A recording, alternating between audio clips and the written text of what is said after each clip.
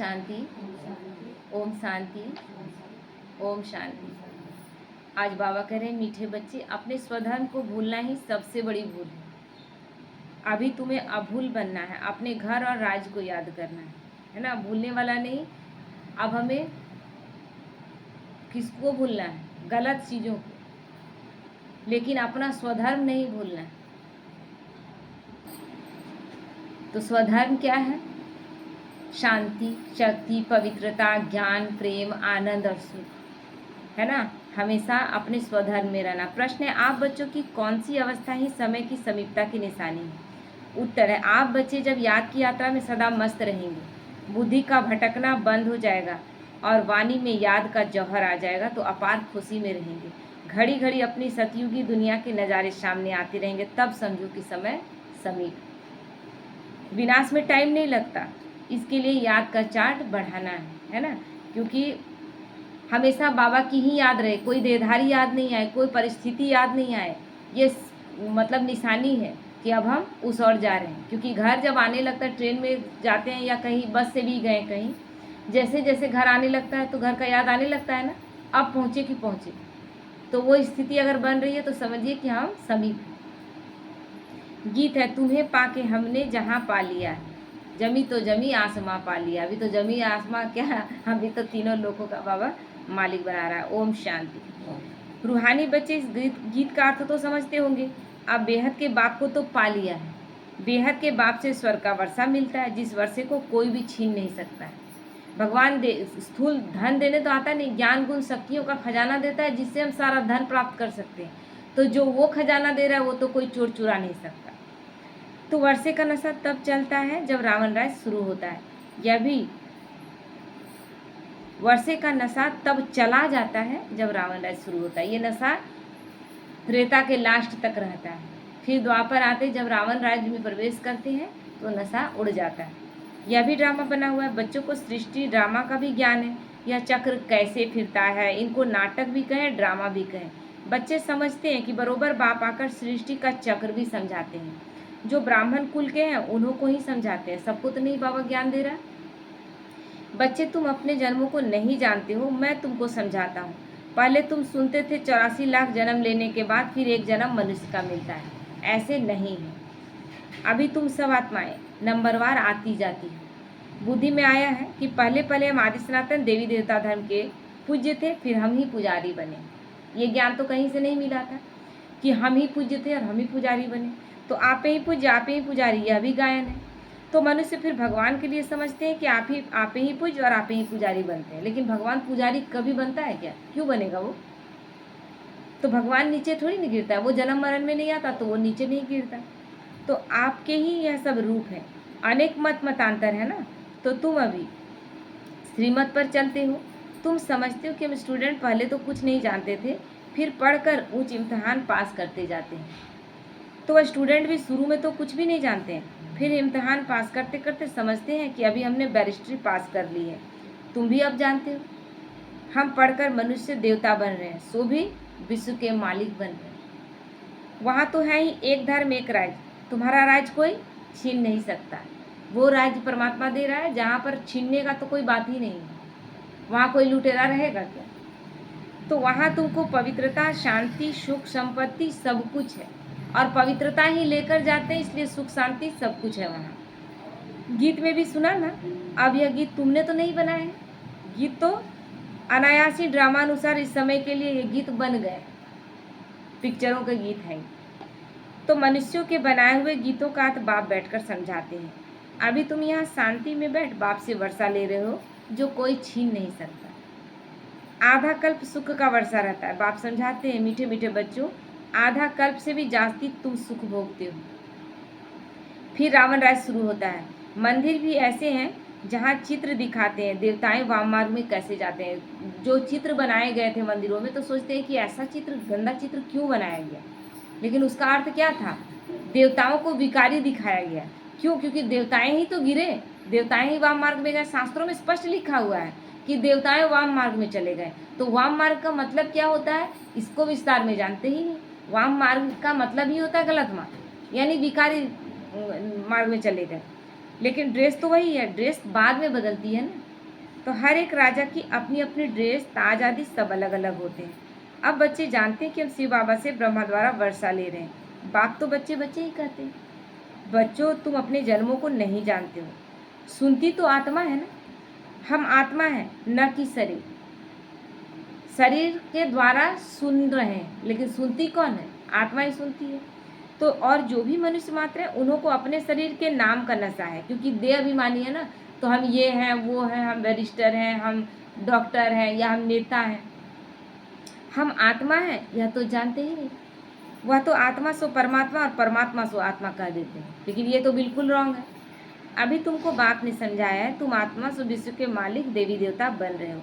यह ज्ञान अभी है। हम सो देवता, फिर क्षत्रिय घराने में आएंगे, हम ही देवता बनते हैं, और फिर क्वालिटी नीचे गिरता है, हम क्षत्रिय बन जाते हैं। 84 जन्मों का भी हिसाब चाहिए ना। देवता यानी देने वाला। जो देने वाला है वो सदा खुश रहता है, लेने वाला दुखी रहता है। नहीं मिला, दुखी हो गया।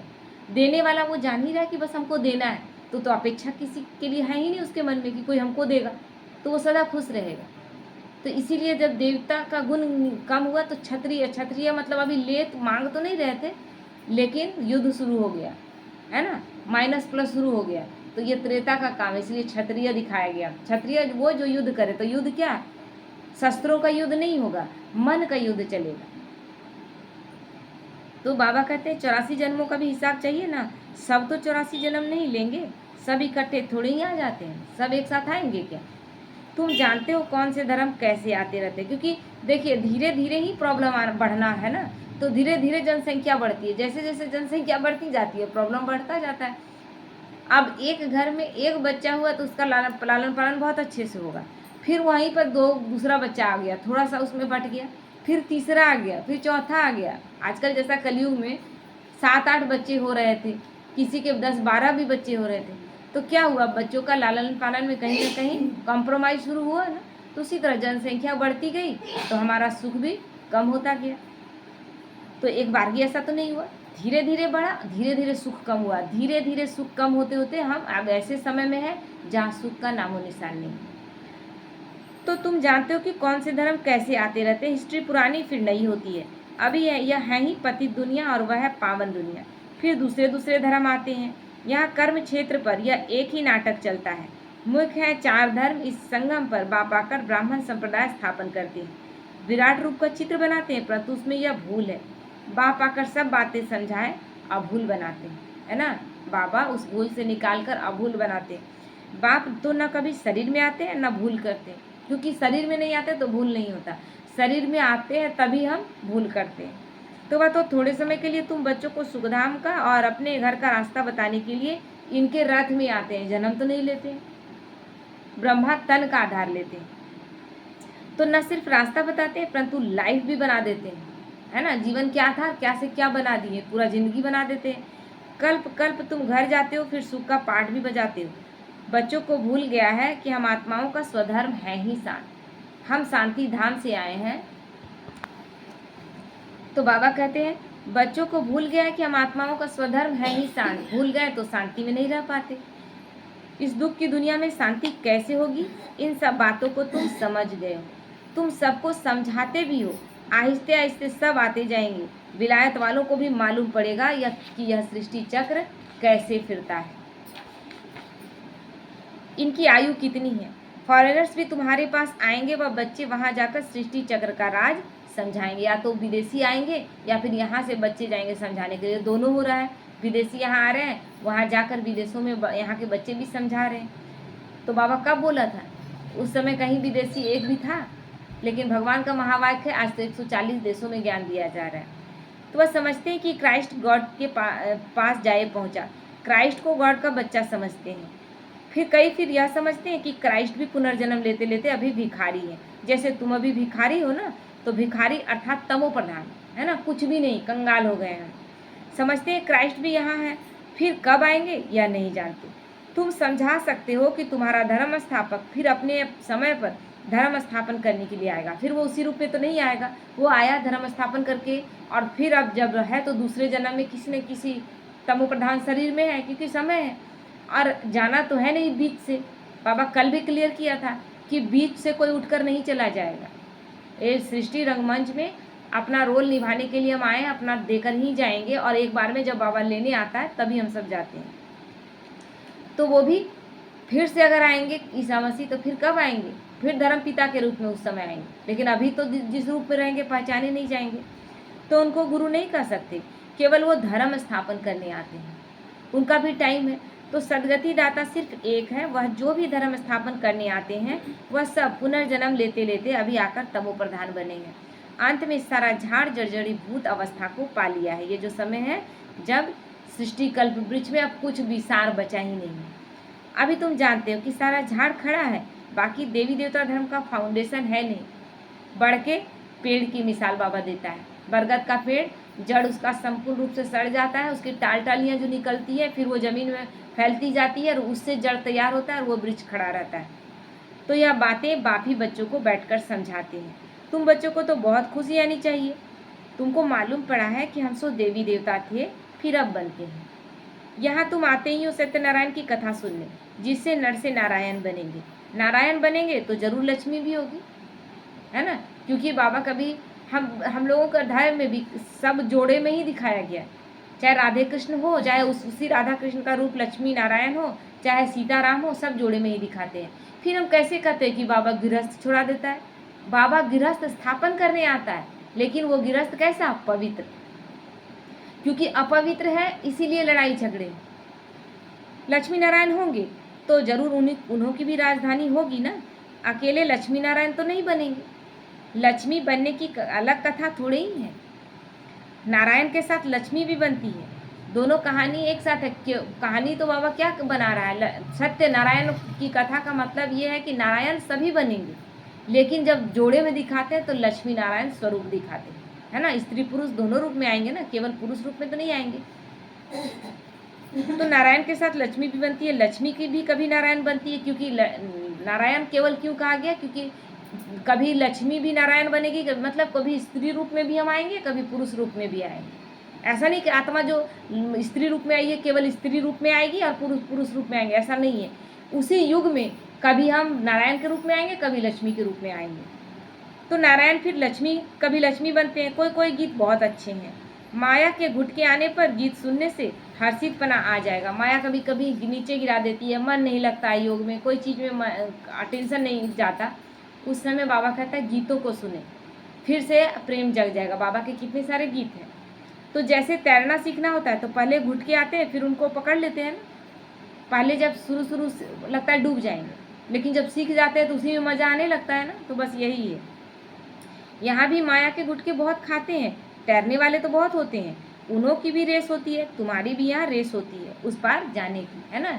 ये क्या है? उस पार जाने की तैयारी चल रही है और तैर कर उस पार जाना है, बाबा सिखा रहा है। तो यहाँ पर रेस करना है कि कितनी जल्दी हम पार हो जाए। मामेकम याद करना है, याद नहीं करते तो गुटखा खाते हैं। बाप कहते हैं याद की यात्रा से ही बेड़ा पार होगा, तुम उस पार चले जाएंगे। तैराक कोई बहुत तीखे होते हैं, कोई कम होते हैं, मतलब तैराक बाबा सिखा तो सबको रहा, लेकिन कोई तीखे होते हैं, कोई कम होते हैं। यहाँ भी ऐसे ही बाबा के पास चार्ट भेज देते हैं, बाबा जांच करते हैं याद के चार्ट को, यह राइट रीति समझते हैं या रॉन्ग समझते हैं। कोई दिखाते हैं कि हम सारे दिन में 5 घंटा याद में रहा, मतलब चार्ट दे रहे हैं बाबा को, वो तैरना सिखाने के लिए आया है। हम उसको बता रहे हैं कि हाँ मेरा रोज़ रियाज ऐसा चल रहा है कि हम तैर कर पार हो जाएंगे। कितना देर हम रियाज किए, है ना, कहने का मतलब कितना देर याद किए, तो उसको बताना होगा ना। तो हम विश्वास नहीं करते। कोई कहता है कि हम 5 घंटे याद में रहे, तो बाबा कहता है कि हम विश्वास नहीं करते, ज़रूर भूल हुई है। कोई समझते हैं कि हम जितना समय यहाँ पढ़ते हैं उतना समय तो चार्ट ठीक रहता है, परंतु नहीं, बहुत है कि यहाँ बैठते हुए भी, सुनते हुए भी बुद्धि कहीं कहीं बाहर चली जाती है ना। मान लीजिए कि आप थोड़ी देर के लिए गुटखा ही खा गए, झपकी ही आ गया, तो आप सुने क्या? नहीं ना सुने। तो ही बाबा कहते हैं कि सुनते हुए भी बुद्धि बाहर कहीं कहीं चली जाती है, पूरा सुनते भी नहीं। भक्ति मार्ग में ऐसे होता है ना। भक्ति मार्ग में क्या कर रहे थे? दौड़ के जाते थे मंदिर में और सारा टेंशन घर पर, जल्दी से जल्दी जल चढ़ा करके एकदम, और इतने सारे इधर यहाँ तो इस मंदिर में देखते थे कि इतने सारे पत्थर एक्स्ट्रा में रख दिए गए हैं ना, कि सारा मंदिर में पूजा करने के बाद आपको लगेगा माइंडसेट ऐसा बन गया था ना कि कोई पत्थर छूट ना जाए। ठप ठप ठप करके पानी टपकाते जा रहे हैं कि सब में एक एक बूंद भी टपका ही देना। तो और सारा ध्यान घर पर है कि कहीं देर ना हो जाए, घर में खाना बनाना है, नाश्ता बनाना है, सारा ध्यान घर पर था, जल्दी जल्दी करके। और जब आते हैं तब फिर रियलाइज करते हैं घर में बैठ के, अब खाना बना रहे तब याद करें कैसे कैसे पूजा किए थे, तब ध्यान में आ रहा है। तो बाबा तो सब कितना अच्छा कर दिया। आप सारा काम कीजिए घर का, सबको टाइम पर खाना वाना बना कर दीजिए और मेरी याद में रहिए। सन्यासी लोग कथा सुनाते हैं, फिर बीच बीच में पूछते हैं हमने क्या सुनाया। क्यों पूछते हैं? सोचते ध्यान कहीं भटका हुआ था, नहीं भटका हुआ था तो नहीं बता पाएगा। और तब बोलेंगे कि तुम सुन रहे थे या सो रहे थे या कहीं दूसरी जगह घूमने चले गए थे मन बुद्धि से। देखते हैं कि यह तवाई होकर बैठता है तो पूछते हैं, फिर बता नहीं सकते। तवाई मतलब तवा में क्या होता है? तवा में जैसे ही गर्म तवा में पानी डालिए वो रहेगा। तो आप बैठे हुए हैं, आपका ध्यान ही नहीं है, तो आप उड़ जा रहा है ज्ञान दिया जा रहा है लेकिन आपको अटेंशन ही नहीं। तो बुद्धि कहाँ न कहाँ चली जाती है, एक अक्षर भी नहीं सुनते। यहाँ भी ऐसे है। बाबा देखते रहते हैं, समझा जाता है इनकी बुद्धि कहाँ बाहर भटकती रहती है।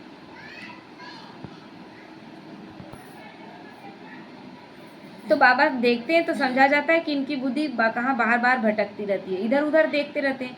ऐसे ऐसे भी कोई नए नए आते हैं, बाबा समझ जाते हैं, पूरा समझा नहीं इसलिए बाबा कहते हैं नए नए को जल्दी यहाँ क्लास में आने की छुट्टी नहीं देना। बाबा का कितना उस समय कड़ा रूल था, छुट्टी ना दो, क्योंकि नहीं ध्यान दे रहा है, नहीं ध्यान से सुन रहा है, बुद्धि कहीं भटक रहा है। तो बाबा बोलते हैं नए नए ऐसा करते हैं, तो पुराने को कैसा रहना चाहिए? बाबा नए नए को बोला है, नहीं तो वायुमंडल को बिगाड़ते हैं। आगे चल तुम देखेंगे जो अच्छे अच्छे बच्चे होंगे ना, यहाँ बैठे बैठे बैकुंठ में चले जाएंगे, मुरली चलता रहेगा और बैकुंठ में चले जाएंगे, योग में बैठेंगे बैकुंठ चले जाएंगे, बहुत खुशी होती रहेगी, घड़ी घड़ी चले जाएंगे। अभी टाइम नज़दीक है, नंबरवार पुरुषार्थ अनुसार तुम्हारी अवस्था ऐसी हो जाएगी। घड़ी घड़ी स्वर्ग में अपने महल देखते रहेंगे, जो कुछ बताना करना होगा उनका साक्षात्कार होता रहेगा। समय तो देख रहे हो ना कैसे कैसे तैयारियां हो रही है। बाप कहते हैं देखना, बाप कहते हैं देखना कैसे एक सेकंड में सारी दुनिया के मनुष्य खाक में मिल जाएंगे। बॉम्ब लगाया और यह खल्लास हुआ, इसमें टाइम नहीं। तुम बच्चे जानते हो कि अभी अपनी राजाई स्थापन हो रही है, अभी तो याद की यात्रा में मस्त रहना है, वो जौहर भरना है जो कोई को भी दृष्टि में से तीर लग जाए, सबको महसूस हो। पिछाड़ी में भीष्म पितामह आदि जैसे को तुमने ही ज्ञान के बाण मारे हैं, झट समझ जाएंगे। यह तो सत्य कहते हैं, ज्ञान का सागर पतित पावन तो निराकार भगवान है। श्री कृष्ण हो न सके, जैसे बाद के पिछाड़ी के भीष्म पितामह क्या है, जो ब्रह्मचर्य में है लेकिन ज्ञान को अच्छी तरह से नहीं, सारा धारणा नहीं की है, मन बुद्धि उसी तरह विचलित है लेकिन केवल ब्रह्मचर्य में। तो ऐसे लोगों के लिए बाबा बोल रहे हैं कि अंत में उन्हों को भी ज्ञान का तीर लगेगा। तो श्री कृष्ण हो न सके, उनका तो जन्म ही दिखाते हैं। श्री कृष्ण के वही फीचर्स कभी मिल न सके, फिर सतयुग में वही फीचर्स मिलेंगे, है ना। अभी जितने भी उनके चित्र भी बनाए जा रहे हैं, कोई बना सकता है क्या? सतयुग का जो उनका रूप था वो चित्र कोई बना ही नहीं सकता है। गुलजार दादी गई थी तो देखी, वो पता ही नहीं पा रही थी, जब पहली बार साक्षात्कार में गई थी बच्ची थी। अब उनसे पूछा जा रहा है क्या देखे, तो बोले सारा स्वरूप कृष्ण का ही बता रही है, लेकिन इतना सुंदर कि यहाँ चित्र बनता है वैसा नहीं, बहुत सुंदर। तो धीरे धीरे जैसे साक्षात्कार होते होते ज्ञान का एक एक चीज़ रियलाइज होता गया कि क्या बाबा दिखाना चाह रहा है, तब मतलब वो इतने सुंदर थे। और अभी तो हम अपने अनुसार बनाते हैं ना, केवल सुंदर बना देते हैं बनावट चेहरा का और उसके बाद काला कर देते हैं, तो वो तो कलयुगी हो गया। तो हर एक जन्म में हर एक फीचर्स अलग अलग होते हैं ना, हर जन्म में चेहरा बदल जाता है। या पिक्चर थोड़ी है ना कि इस जन्म में काम नहीं हुआ था तो अगला जन्म में फिर उसी चेहरे में आ गए और बदला उदला ले लिए, पिक्चरों में दिखाते हैं, लेकिन ऐसा नहीं होता, फिर से दूसरा वही चेहरा दोबारा नहीं मिलता। यह ड्रामा का पार्ट ऐसा बना हुआ है, वहाँ तो नेचुरल ब्यूटीफुल फीचर्स होते हैं। अब तो दिन प्रतिदिन तन भी तमो प्रधान होते जाते हैं, पहले पहले सतो प्रधान फिर सतो रजो तमो हो जाते हैं। यहाँ तो देखो कैसे कैसे बच्चे जन्म लेते हैं, कोई की टांग नहीं चलती, कोई जामड़े होते हैं, क्या क्या हो जाता है। अभी ऐसा है ना, लेकिन सतयुग में ऐसा है क्या? क्योंकि कर्म के अनुसार हमको जन्म भी मिल रहा है, तन भी मेरे कर्म के अनुसार तन भी मिल रहा है, मन भी वैसा स्थिति तो देखिएगा कोई किसी का माइंड डिस्टर्ब रहता है जन्म से ही, कोई तन से बचपन से ही बीमार रहता है, कोई ना कोई बीमारी लेकर, या शारीरिक अपंग होगा, किसी तरह का विकलांग स्थिति में होगा, या कोई बहुत गरीब होगा, उसके पास कुछ नहीं है। तो ये सब क्या है, कर्म के अनुसार हमें मिल रहा है। तो क्या क्या हो जाता है, सतयुग में ऐसा थोड़ी होता है, सतयुग में सभी सुंदर होंगे। वहाँ देवताओं को दाढ़ी आदि भी नहीं होती है, क्लीन सेव होती है, नैन चैन से मालूम पड़ता है यह मेल है किसी भी, इसीलिए किसी भी देवी देवता का ये सब चीज़ तो मान लीजिए हम लोग नहीं जान रहे थे, ज्ञान में भी नहीं थे, लेकिन किसी देवी देवता का चित्र में दाढ़ी मूछ क्यों नहीं था, कहीं ना कहीं आत्मा में कॉन्शस में है ना कि अभी का वो जीवन दूसरा था, अलग था। तो नैन चैन से मालूम पड़ता है कि यह मेल है या फीमेल है। आगे चल तुमको बहुत साक्षात्कार होते रहेंगे, तुम बच्चों को कितनी खुशी होनी चाहिए। बाबा कल्प कल्प आकर हमको राजयोग सिखलाए, मनुष्य से देवता बनाते हैं। यह भी तुम बच्चे जानते हो कि और जो भी धर्म वाले हैं सब अपने अपने सेक्शन में चले जाएंगे। आत्माओं का झाड़ भी दिखाते हैं ना, चित्रों में बहुत करेक्शन करते बदलते जाएंगे, जैसे बाबा सूक्ष्म वतन के लिए समझाते हैं। संशय बुद्धि तो कहेंगे कि यह क्या है, आगे यह कहते थे कि अभी यह कहते हैं, है ना। मतलब शुरुआत का दौर था तो बाबा को भी, ब्रह्मा बाबा को भी धीरे धीरे रियलाइज हुआ ना, जैसे साक्षात्कार हुआ तो उन्हें पता नहीं था कि ये साक्षात्कार कौन करवा रहा है। कभी इस चतुर्भुज रूप का साक्षात्कार हुआ, सतयुग का साक्षात्कार हुआ, क्या बोलते हैं विनाश का साक्षात्कार हुआ। तो ये सब चीज़ समझ में नहीं आ रहा था। जिस दिन शिव बाबा प्रवेश करके और 3 महामाया को बोला, उस दिन उनको समझ में आया कि शिव ये कार्य करा रहे हैं। तो सूक्ष्म वतन के बारे में भी समझाएगा तो बहुत लोग बोलते थे कि कभी ये लोग ये बोलते हैं, कभी ये लोग वो बोलते हैं, लेकिन धीरे धीरे उनको भी ज्ञान बढ़ता गया ना। तो लक्ष्मी नारायण के 2 रूप को मिलाकर विष्णु कहते हैं, बाकी 4 भुजा वाला मनुष्य थोड़ी ही होता है। रावण के 10 शीश दिखाते हैं, ऐसे कोई मनुष्य होते हैं क्या? 10 शीश वाला मनुष्य होगा क्या? अब समझ में आता है ना भगवान का समझाने के बाद कि 10 शीश क्या, स्त्री का और पुरुष का 5-5 विकार, और स्त्री पुरुष के 5-5 विकार के कारण ही हम रावण बन गए हैं। और रावण यानी रुलाने वाला, हर वक्त हमारी स्थिति रोने वाला और रुलाने वाला बन गया ना। हर वर्ष बैठकर रावण के पुतले को जलाते हैं, जैसे गुड़ियों का खेल है, खेलते थे ना बचपन में, गुड़िया बनाते थे मिट्टी का और फिर एक समय के बाद उसको पानी में बहा देते। वही चीज़ अभी नहीं चल रहा है क्या? मनुष्य कहते हैं शास्त्रों बगैर हम जी नहीं सकते। शास्त्र तो हमारे प्राण है। गीता का भी देखो मान कितना है, लेकिन गीता का भी मान रखते हैं, लाल कपड़े में लपेट कर बहुत प्रेम से रखते हैं, उसको अगरबत्ती भी दिखाते हैं, गीता माता उसको कहते हैं। लेकिन उसके अंदर क्या लिखा है उससे किसी का कोई मतलब है? मतलब रहता तो एक एक चीज़ का मतलब निकालते ना। जब उसमें लिखा है काम क्रोध लोभ मोह अहंकार नाश का जड़ है, उसको बोलिए तो बोले क्या सन्यासी बन जाए? तो फिर सन्यासियों को दे दीजिए गीता, आप अपने घर में क्यों रखें? जिस तरह सन्यासियों को जाकर आप पैर छूते हैं, जाकर छू के चले आइएगा, वहाँ गीता पड़ी रहेगी, वहाँ प्रणाम करके चले आइएगा, आप अपने घर में क्यों रखते हैं? यहाँ तो तुम्हारे पास मुरलियों का ढेर इकट्ठा हो जाता है। यहाँ सच्चा गीता ज्ञान हमारा मुरली बाबा बोलता है इकट्ठा हो जाता है। तुम रखकर क्या करेंगे? दिन प्रतिदिन तुम नई नई पॉइंट्स सुनते रहते हो ना। हाँ, पॉइंट्स नोट करना अच्छा है। भाषण करते समय रिहर्सल करेंगे कि यह पॉइंट पर हम समझाएंगे किसी को भी।